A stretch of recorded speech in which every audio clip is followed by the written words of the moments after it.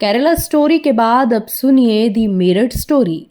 Love जिहाद का शिकार हुई एकता का हुआ बुरा हश्र। मौत के सभी 9 आरोपित बेल पर हैं बाहर। नमस्कार, मैं हूं अग्रिमा और बहुत बहुत स्वागत है आप सभी का मेरे शो चाय पर चिट चैट में। तो खबर शुरू करने से पहले आप हमारे चैनल को जरूर सब्सक्राइब कर लें।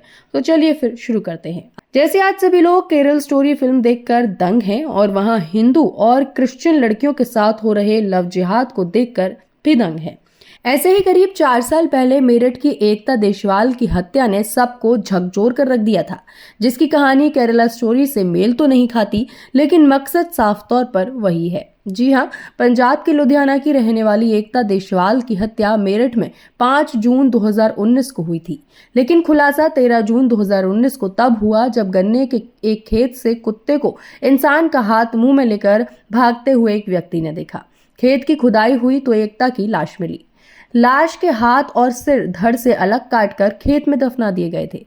अब एकता का ये अंजाम कैसे हुआ, आइए आपको बताते हैं। दरअसल एकता लुधियाना काम के सिलसिले में गई हुई थी, जहां पर उसकी मुलाकात अमन, जो कि उसका असली नाम नहीं है, उसका असली नाम शाकिब है, जिसने एकता को अपने झूठे प्यार के जाल में हिंदू लड़का बनकर फंसाया और अपने घर से जेवर और नगदी लाकर उससे शादी करने को कहा, जिसकी बात पर एकता ने हामी भरी और वो अपने घर से करीब 15 लाख रुपए के जेवर लेकर शाकिब उर्फ अमन के पास पहुंच गई, जहां से शाकिब उसे अपने गांव ले गया, जहां पहुंचकर एकता के होश फाख्ता हो गए। जिसके बाद एकता समझ चुकी थी कि वो लव जिहाद का शिकार हो चुकी है और उसने वहां से वापस जाने की ठानी, लेकिन शाकिब ने गहनों के लालच में आकर उसे कुछ नशीला पदार्थ पिलाकर पहले बेहोश कर दिया और फिर उसे गन्ने के खेत में ले जाकर शाकिब व उसकी भाभी, भाई, दोस्त व अन्य घर वालों ने मिलकर उसके कपड़े उतारे, फिर उसके हाथ और सिर धड़ से अलग कर नदी में फेंक दिए और शरीर को गन्ने के खेत में ही दफना दिया गया।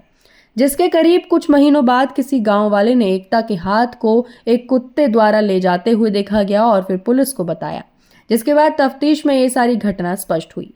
लेकिन अगर अभी की बात की जाए तो कोर्ट ने शाकिब की दलीलों से सहमति जताते हुए पुलिस के पास शाकिब को जेल में रखने लायक कोई ठोस सबूत न होने के तर्क को आधार बनाकर उसे जमानत पर रिहा करने के आदेश दिए थे। शाकिब की जमानत में उससे पहले रिहा हुई इस्मत के साथ मुस्तकीम और मुशर्रत की जमानत ने भी आधार का काम किया था। मुख्य आरोपित शाकिब के रिहा होने के बाद बाकी 5 आरोपित भी अलग अलग तारीखों पर जमानत पर बाहर आते गए, यानी कि ये सभी 9 आरोपी पिछले करीब 2 सालों से जमानत पर बिल्कुल आजाद घूम रहे हैं, यानी अपराध करने के बाद भी आरोपी खुले में मजे से घूम रहे हैं और वो माता पिता जिसकी बेटी चली गई उसकी तो जिंदगी ही तबाह हो गई। खैर, आपका कोर्ट के इस फैसले पर क्या कहना है कि क्या कोर्ट का फैसला वाकई में सही है या फिर इसमें क्या कुछ फैसला कोर्ट को सुनाना चाहिए था और उसके परिवार के साथ कितना गलत हो रहा है, हमें कमेंट करके जरूर बताएं और